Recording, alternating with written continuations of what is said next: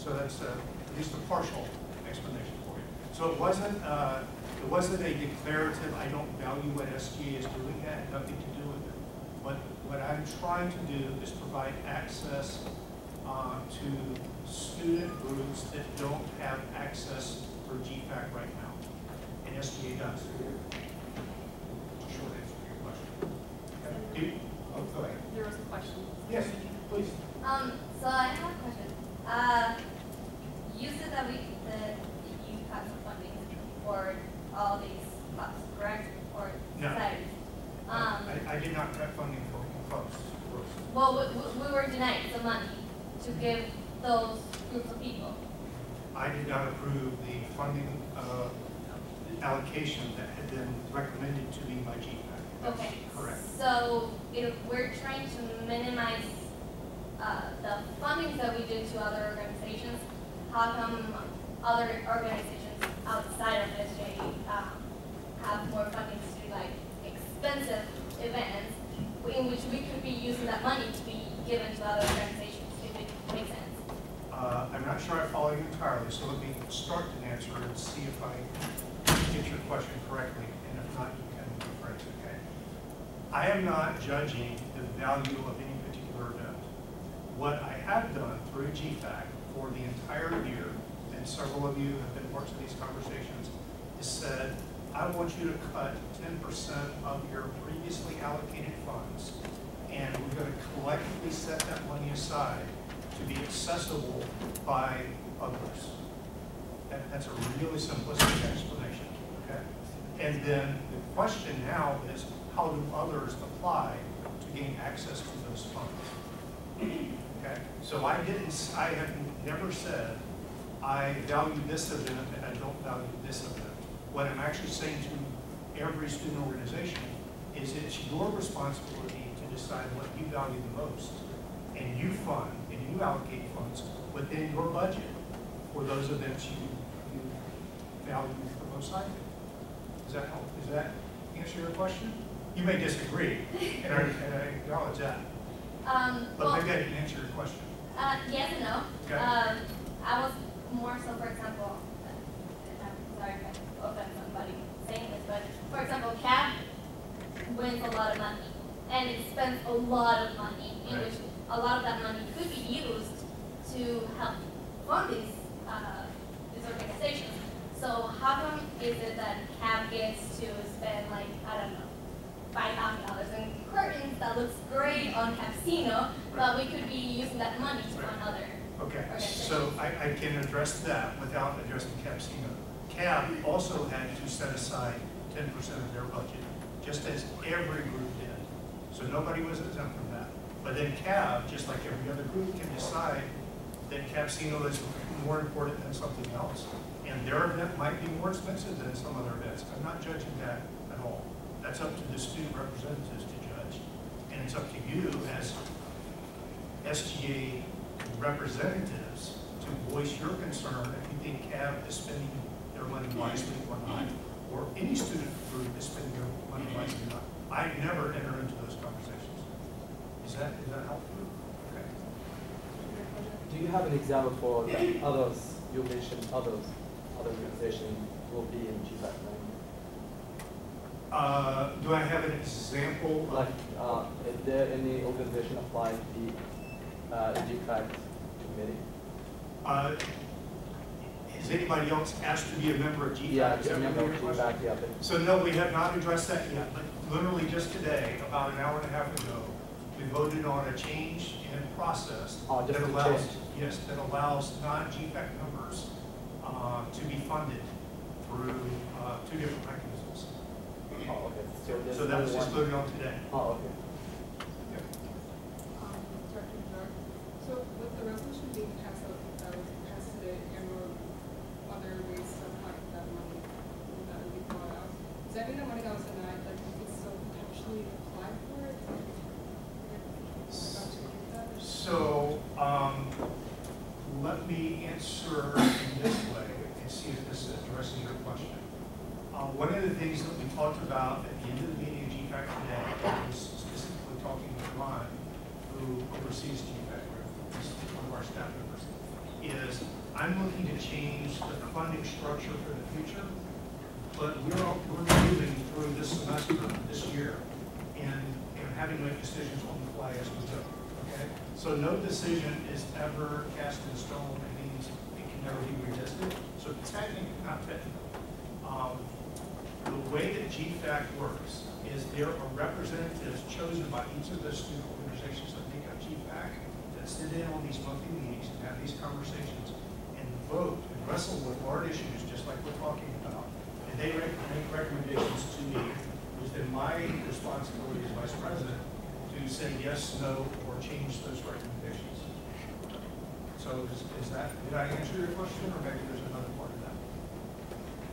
Oh, could you come back and request money again? I think was the last part of your question. If that's an option to go through this. So the way GFAC works is somewhat similar to SGA in that we operate on a rolling cycle. So anybody can come and make a request at any point. And the members of GFAC can wrestle with those requests and make recommendations as we go, just like they did today. So a no doesn't mean you can't come back and ask again. We're having a very broad treasury update. Yes. So, Yes. any other questions specifically for Dr. Yarko? Because I know you'll be back. It's probably I will absolutely be back, and I apologize I didn't bring my notes with me to speak directly to. Oh, yeah. Well, first off, I appreciate you commenting on it. I wasn't trying to open up a can of worms, just want the Senate to understand. I love worms. Yeah. I want the Senate to understand kind of where that money comes from, number one. Number two, the process of, what we're going through, getting money, and why we had a shortfall in the funding budget. And also, I would really love for you to come back to the next meeting so we can get a better understanding. Yeah. And finally, I know you already know this, but I just feel the need to say it. But when you're looking at SGA, you are looking at like 200 student orgs. So as long as those people we're trying to bring into GFAC, and I know that's us, that's GFAC who makes that decision, but we don't want to. It's not like you're going to let MSA or something like that just jump on and become a member of GFAC. We want to make sure that we're giving those people on GFAC a role if they don't have a chance to get money.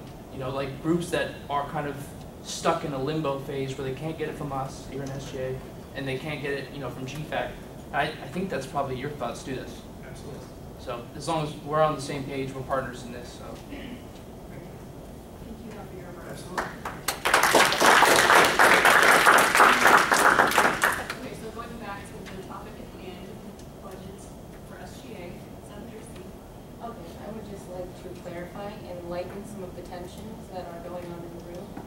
I would just like to start off by saying that I don't mean any disrespect by what I said.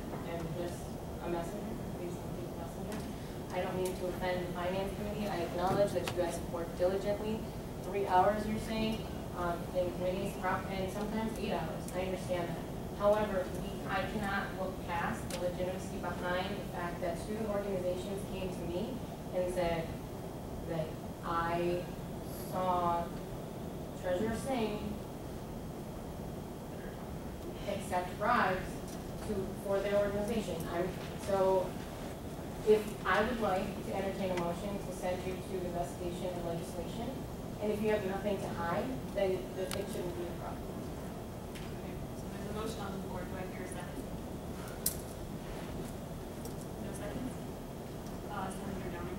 I think it's probably worth looking at this in a different context. I don't necessarily know if there's like an intermediate step between like a full-on INL investigation and not pursuing an investigation, but I think it'd probably be worth having somebody like either President Quam or some kind of body figure this out, because this is a fairly serious allegation. We do have a motion on the floor. We're supposed to be conducting discussion. Oh, sorry. Go for acceptance of judgment. There's no second. So do I hear a second? There's no So second. the motion fails. So I'll go into discussion now. Vice President Wilson. Yeah, again, I'm not a voting member of the Senate, so this is just a recommendation or just a comment. This is not an episode of House of Cards. Can we please just get back to the correct running of the meeting, please? I just want to make a comment. Just like GFAC, we put our trust in you guys to handle all the budgetary issues within CSU. That's exactly how we trust Finance Committee. This is obviously not an allegation on any one person. I think this falls on everyone. So I think it's important to obviously address transparency. That's what we're trying to do here every day. But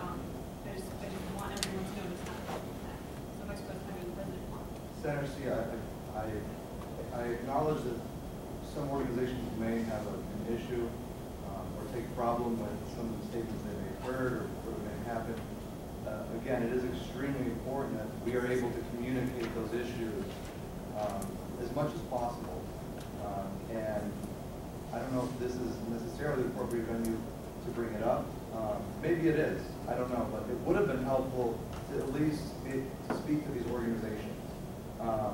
I don't know if you had a chance to have any of them reach out to the Finance Committee, or if you directed their concerns to either me, Vice President Wilson, Secretary Grash, Treasurer Singh, anyone on the Finance Committee. That would have been very helpful, and I think moving forward, that's what we ought to do. If we're, I have no problem sending Harinder to INL. We can INL him through the end of the week. But we need to know first, can we alleviate any of these concerns, through a different process, through a more effective process? Advisor Johnson. I understand that as we're having the conversation that you guys as senators hear different concerns from student orgs and from various people across campus. And you guys as, SGA, you're supposed to be a snippet of campus representing the student body.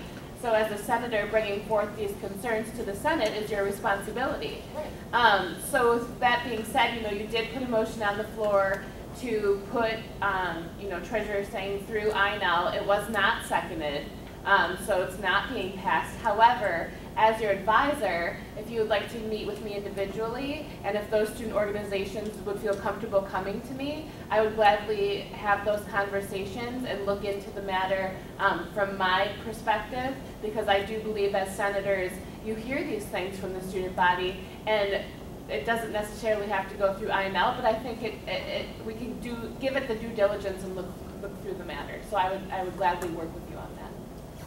Dr. Yarmer.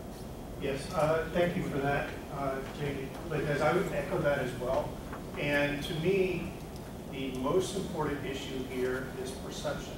Okay, so whether this happened in reality or not, I don't know, and I'm not judging. My concern is there are students who perceive that something wasn't fair, right? And so you have a process as an organization that you've already discussed, at least briefly, and you always have that right and that option. In addition to that, Advisor Johnson, myself, VP McHenry, the entire university is at your disposal. If there are ever questions or concerns about impropriety, we can talk with you, we can explore options with you, we can investigate ourselves, we can involve police if that becomes appropriate. So there are lots of other opportunities that are at your disposal. And I just want to echo what Advisor Johnson said, we're here to support and assist you. Senator Tan. So I just want to give a quick synopsis just to comfort everybody here really quick. If you take a look at this sheet, you can see that we have a very minuscule amount of the starting balance compared to the amount requested. I just want to give you a quick synopsis of how this went down. We established a very strict parameter to just induce and make sure and reassure absolute fairness. Us, speaking on behalf of the Finance Committee, President Quam and Advisor Johnson heavily debated on each organization that we were reporting. And if any organization says otherwise, they're questioning why we allocated funds the way we did, they can come see us and we can tell them exactly why. Again, this is not a personal attack on anybody. I love everybody in SGA. But again, we don't represent the student body. And if students come to us with our concerns, I feel like we should address them. And I thought that this is the most formal way to do it. And again, if Treasurer Singh has nothing to hide, I don't see what the issue is in sending him to the investigation of legislation, because that is the purpose of why we're there. So I'll let Treasurer Singh respond and then If one was in that case, one of the board that rejected election president of the board, Asian American organization. So that was the case, I would find my board. Okay. So with that being said, INL is always here to hear your concerns. If you find it necessary in the future to submit any complaint or investigation on any member of SGA, please talk to me, either chair or Dr. Major, the co-chair. I think what we're deciding now, the sentiment within the room, is that if there are any formal allegations made in the future regarding finance, I know it's a very touchy topic. So what we all just want is that, first and foremost, we want Treasurer Singh to know about any discrepancies, who will be elected in this position with this job, this responsibility. So if there are any concerns, I really hope the student workers feel comfortable coming to him first. Aside from that, Can you tell me the name? okay, we're not gonna get into that. So, other than that, Treasurer Singh, Finance Committee, President Wong, Vice President Wu, they're all very in touch with this stuff. So, I think in the future, let's talk about this with them, and then if there are any other concerns, sounds good? And my offer is still on the table. Oh, yes, the benefits. Okay, with that being said, I think the treasurer update is come to a close.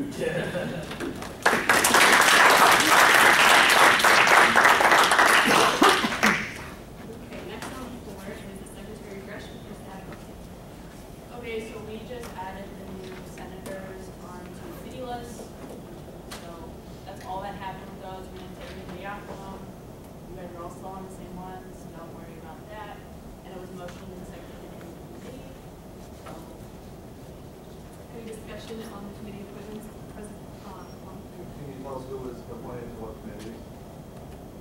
I Is sent there a lot? them Oh. out. We just had Senator Clark and Senator Williams added on to their university committees. He was added on to athletics, and you were on academic. I don't know. I sent out the document for that reason, so yeah.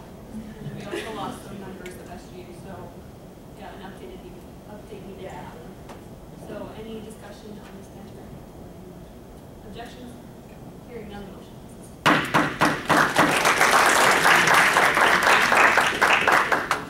Moving on to the STARB update from Director Nadar.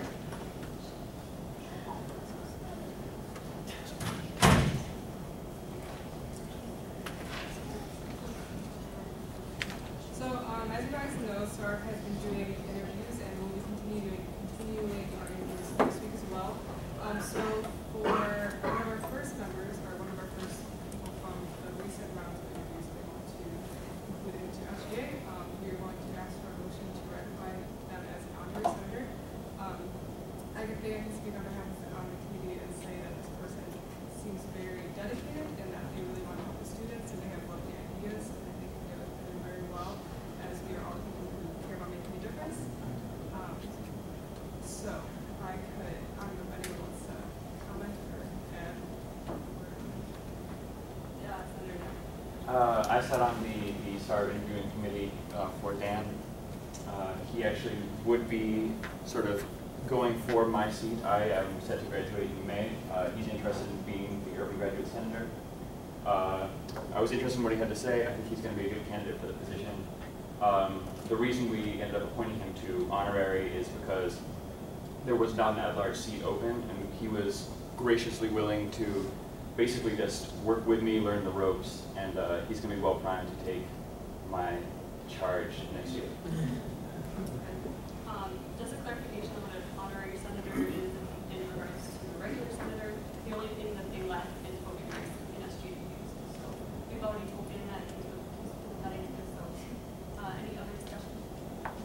Objection? Hearing none, the motion passes. Moving on to the public policy update from the Vice President.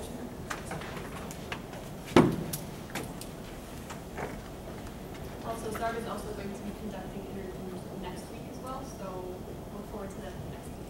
More stuff.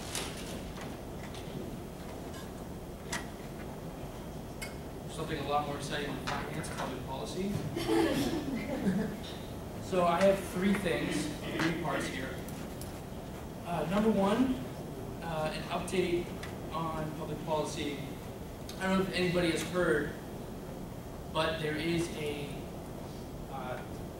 portion of the state budget, House Bill 49, Section 381, mandates the Board of Trustees of state institutions of higher education provide all students with any and all instructional tools as defined in Section 381. For this purpose, creates an exception under that for charging fools for full-time students up to $300 annually. So in English, instructional tools is books. So basically, all state institutions according to the budget as it sits now, we'll be required to provide books to students, all full-time students. The university will be able to charge us up to $300 per student. So there's a lot of problems with that, clearly, and I have some stats here for you just to give you a perspective on OSGA, which is Ohio Student Government Association, their kind of thoughts on it. So for the academic year 2015 to 2016, students in Ohio spent around $602 on course materials annually. The report also suggests that students acquired 9 units per year on average. This implies that for a student to acquire 9 units per year, they will have to spend $602. So as you can see there, $300 per student annually, that's a $300 shortfall per student. So the cost of books now compared to what we actually, will be charged by the university will not fit. There's also spending on course materials has decreased since 2007 by 14%, but clearly that's not enough to bring it down below 602. There's also a tuition freeze in that budget, which means that all the state institutions, including Cleveland State, won't be able to raise tuition. And that does sound good for us, right? We like that. I mean, we already pay enough to go to college, but the university isn't able to add more money through tuition to actually pay for something like this in the first place. So as you can imagine, the IUC, which is the Inter-University Council, President Berkman is on the President's Council of that. He's actually the chairperson. Obviously, they're against that, right? And they're in the process right now of opposing amendments, which looks like, from what I understand, I was talking to Dr. Napier and Lori Day on what they're working on. They're our lobbyists here in the state, and it looks like they're pretty confident that they can get that amended and fixed. But OSGA, our general body of all of our student governments, has also released a statement condemning that amendment as it sits now. So hopefully we can get that cut. We'll still have to buy our books, but our universities want to pay $11 million in going the whole thing. So there's that. That's the first update. Does anybody have any questions on that update? And I'm preaching to the choir because Vice President McHenry is back there. She knows probably 1,000 times more than me about this. You got it. Did I do it justice a little bit? You got it.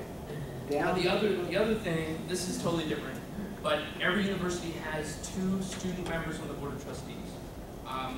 Right now, we have 2 members, and Malik was talking about earlier that we're going to need a new member pretty soon, and you guys should apply for that, by the way. Those members don't have voting rights on the committee.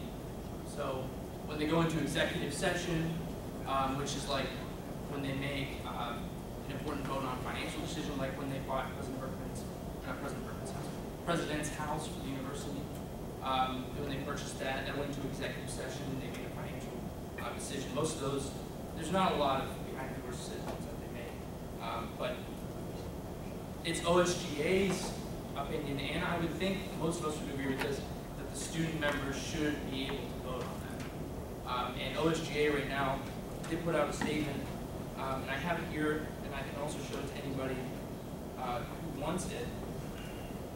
Basically, they say student trustee members are already contributing significantly to the institutions they serve, granting them voting rights, allowing them to express student views at the executive session will bring more transparency to the system, and also aid in bridging the age gap between college administrators and the average college student. So that's our position as a group. If anybody has thoughts on that, have an opinion on that, let me know, let Senator Caputi know, or any other member of Public Policy Committee, we can go from there. Does anybody have questions about that? So you said we have just one representative, right? The board of trustees. Are we 2 or 1? Yeah, 2. One's going to expire soon. Oh, okay. So I would love if we have one as a graduate student, since we are 1/3 of the population. Koja, actually, graduate students, law students, and undergraduate students can all apply. It doesn't mean that you get the position because it doesn't matter which one you are, but every student, any student can apply and get that position. As long as they have 2 years left. Yeah. Okay. finally, just to make that known, Just to clarify, the process is outlined on the OrgSync application, because you have to be a full-time student for the next 2 academic years, meet a grade point requirement, have an Ohio driver's license, and then the process is a student committee recommends folks to be interviewed by Dr. Napier, and then the president looks over the candidates, and then it's forwarded on and selected that way. So just because you apply doesn't mean you're going to get it, but don't, make sure that you apply, but also make sure you meet those minimum qualifications. Because if you do not meet the minimum qualifications that are outlined in the application, you can't be. It's a state sets the minimum qualifications. GPA requirement, because we are like 2 years student. I mean, we here just for 2 years. If there's any GPA for someone like, Dan, he just came in, so he can't apply then. Because he has no GPA, he just started. Correct. It's not our process that we've outlined, that's the state's process. It's the same for other institutions. I actually researched Kent State, Ohio State, University of Toledo, and I saw the different processes that they have, and ours is right aligned with theirs. It's all mandated by the state as far as what the requirements are, and our process aligns with those as well. yeah, actually, that's a really good thought, though. That's a good thought, because people come into school and they came right away, they might not be able to apply. That's something to think about, I guess. But that is out of our control. That's controlled by the state. Actually, Governor Kasich appoints, he has the final say, so he's the one who actually appoints every member, including the student members and the community members. That's something that we have the capability to voice our opinion on through formal resolution. We can do that solely as an institution, as an SGA. We're also capable to bring that opinion to OSGA. I don't think anyone's ever even brought that up at an OSGA meeting. So I think that's a worthy thing to bring up to them. And finally, just to close on that thought, this right now, this is our recommendation from the Ohio Student Government Association that they worked on. This is not something that we know will be amended. But we're working. We have a state rep, Antoni, District 42, and Councilman Stinzanio from Columbus. He also signed on to this too. So we're trying to get some support behind it. Or OSGA is trying to get some support behind this, and maybe we'll be able to get this through. So there's that. That's the second. Any other questions? Finally, OSGA is also, they have a committee structure now, and I believe they'll be convening these committee meetings in Akron. I don't think OU. We might even hold some, but we need to get members on these committees. So there's a committee on public relations, a committee on governmental affairs, that's the big one, committee on academic affairs, that's also a really big one, committee on student affairs, and a committee on diversity and inclusion. So if anybody thinks, if you're really, let's say you guys are on committees for the university, and some of them don't meet, and I've heard some of you guys say to me, why are they not meeting?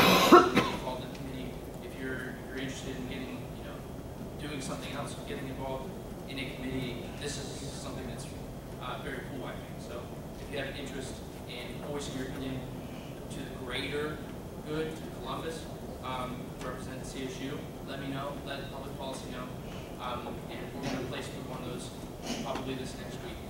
Okay, so just send me an email, talk to me in person, that's fine. We can actually have up to 2 people on each one of these. So, is there any questions on that? Okay. Thank you guys.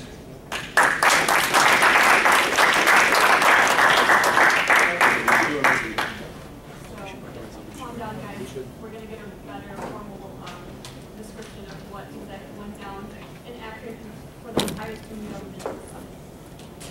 We're going to keep this short this week. It's 5 minutes.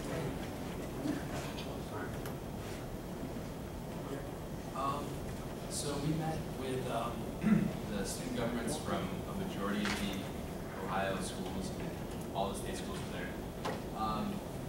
This was at the Ohio Student Government Summit. So this took place at the University of Akron just about 2 weeks ago, I think. It was the day of the Diana Leadership. We had a wonderful time. We met a lot of cool people, and we got to see how other student governments work. Yeah, they're really weird. They're kind of different. Yeah. We didn't. So the biggest difference between our student government and other student arts is that we can allocate a significantly bigger amount of money than other schools because we don't have as many student orgs because we're very commuter-based. So I know for Akron we allocate double what they do per student org. We have a possibility to. Also, they don't have senator projects like us. They don't have this, the autonomy that we have at the Senate is really something that I take for granted again, because they can't do anything unless everybody wants to do it. But, you know. Well, and so I just wanted to let you guys know that when we observe the other student governments, I just want to say that you guys have a lot to be proud of just because we belong to such a wonderful student government. And that's not to say that the other student governments, the other schools, are not as equally wonderful as we are, but I mean, no. But, so, there are a majority of the differences come from the structure. So how we observed it was that we all have, so we're all senators or directors or on the e-board, and we're each given a project that we work on by ourselves. Well, not necessarily by ourselves, but it's, you know, it's dedicated to us. And as Senator Cookie mentioned, in contrast to that, I think they just do. They don't throw events either, really. Yeah. There are a couple of town halls a year, that's it. Not as engaged as us. A lot of the schools also have chief of staff positions, something we talked about a little bit. It sounds like there's a lot of overlap with speaker. It's kind of like that, only it's basically like solely an HR kind of position, right? So it has to do a lot of the things that SARB does. They would be kind of like the head of SARB. I think it might be a little bit more effective than other schools because it is specifically under one person's charge of all things related to their staff and concerns that people have. Like things like today, when certain concerns could have gone to school like that. Not saying that we should create that position, just something that we can think about if you guys have any ideas. Kind of piggybacking on what Tyler said with the committees, we realized that you don't really have to be some kind of like student government legend to be on the Ohio Student Government Association, like faculty or executive board. The president, he goes to OU. I mean, he's cool, but like we can do that. Like, Not as cool as us, obviously. Like, So we encourage you all to seriously get engaged. As Vice President Wilson mentioned, we do have the resources and the connections to get engaged in things such as creating resolutions or creating, you know, referendums for our schools. So if anyone's interested in that, you know, you can come speak to any member of the public policy committee. We'd be happy to collaborate with you guys. And you can certainly come sit in on our meetings, and we'd be happy to take in your input. We get the most done, so we should be in charge. Yeah. That's it. That's very good. Thank you.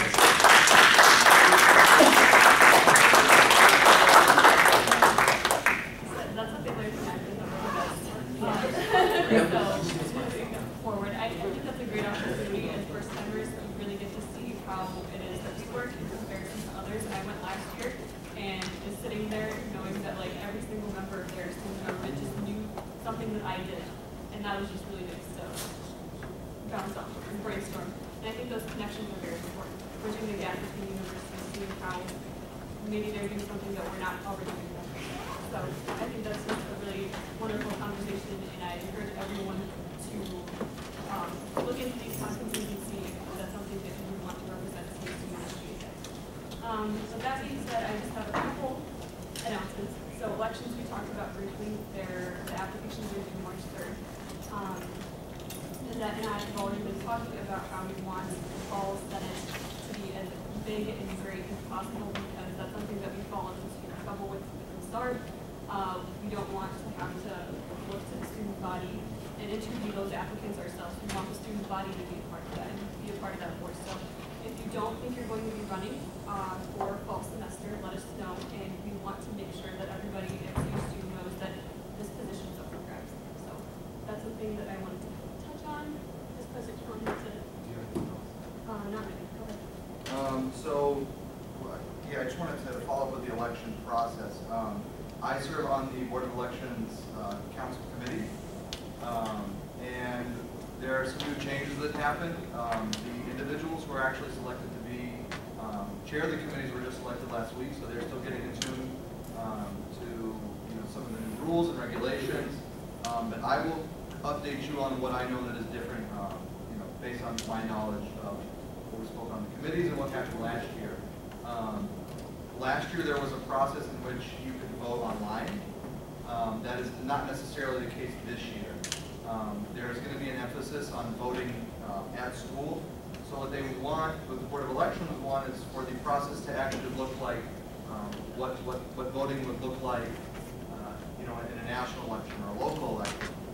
Polling places on different parts of campus, and you having to go actually physically vote. So what's going to happen is there's going to be one official election day, and that's when there's going to be the most polling places online. There's polling places online, throughout the student center. There's going to be individuals who actually work for the Board of Elections, basically promoting the elections. And then the follow-up to that is going to be essentially pre-elections or early voting. And it's going to be the same process. What you can do is vote in person, but there's not going to be as many stations on campus. But students will have the opportunity to go to those polling places and vote. And then the other thing is that students who are strictly online, those individuals will have to go through a separate process that they'll be notified of, so they'll be taken care of. And then students, for whatever reason, who cannot vote because they won't be on campus that day or that week, they have an additional outlet as well. So you're saying that there'll be polling stations in all the different buildings or just the students? All the different buildings. Well, I'm hoping all the different buildings. I actually am getting an update as we speak, and we've not yet identified the locations. We have to work with IS&T to do that. But to Malik's point, we want to make them as broadly based and widely available as possible while ensuring security for voting. So as we identify the exact locations, all of that information will be shared online with every student. So is there not going to be like a website this time? No website. Who exactly, in terms of banning these precincts? So the Board of Elections is a committee or an organization that's created through Student Life to actually run the SJ elections and the J Board elections. They're responsible for defining the rules, making sure everything is regulated, and then IS&T students, in concert with Student Life, are the ones that actually run the polls. Yeah, it's not only pertinent to traditional board or e-board or just Dr. Owens that are passing, it's also important for your senators to get on that, to get your name on there and submit flyers. So make sure to do that. I know I forgot to submit mine and that was a huge deal. So yeah, I don't want you guys to fall into that position. So if you have any other questions, now's the time to ask. Okay. Senator Martin. Oh, no, okay, it's not about this, sorry. Okay, sounds good. Advisor Jones. And just so you all know, I know it's, looking at our student body as a whole, not all students come to campus every day. So there will be an absentee voting process that will take place for those students that are unable to be on campus the days that are selected for voting. So that there will be a process for that as well. I just want to highlight this just because our next meeting is March 10th, and so we're not going to meet and talk about this all together. So other than that, I just want to encourage everyone to hold themselves accountable, make those decisions. We had a couple meetings at events, and I don't think the representation from our Senate was that great at all of them. And I hold myself accountable to this too. There's some meetings that I missed. So when you're telling someone that you're available at a certain time, you need to make sure that you're showing up at that time. And if there's a project, if there's a senator project going on, and you told your fellow senators that you will be there to support them, you need to follow through on that. If you can't, then you need to send an email or let someone know. And that goes for committees as well. So just final note. Other than that, I do this meeting at 5. Wait. Senator Martin. I wanted to about the volunteer. ASC 101. ASC 101. Okay, yeah. So So, Secretary Gershwin, you have a sign-up sheet right here. Yeah, if you guys are wanting to volunteer to go speak to the ASU 101 classes this semester, or you're just put your name on, and then Olivia will contact you. Easier to do that, submit home salaries. Yeah, I just wanted to make a quick announcement of who I was, introduce myself. I'm Dan Cluse. I'm in the urban school, graduate student in the urban school, and as an honorary senator, I'm going to be kind of supporting Nick, possibly doing a project, and so I look forward to working with all you guys.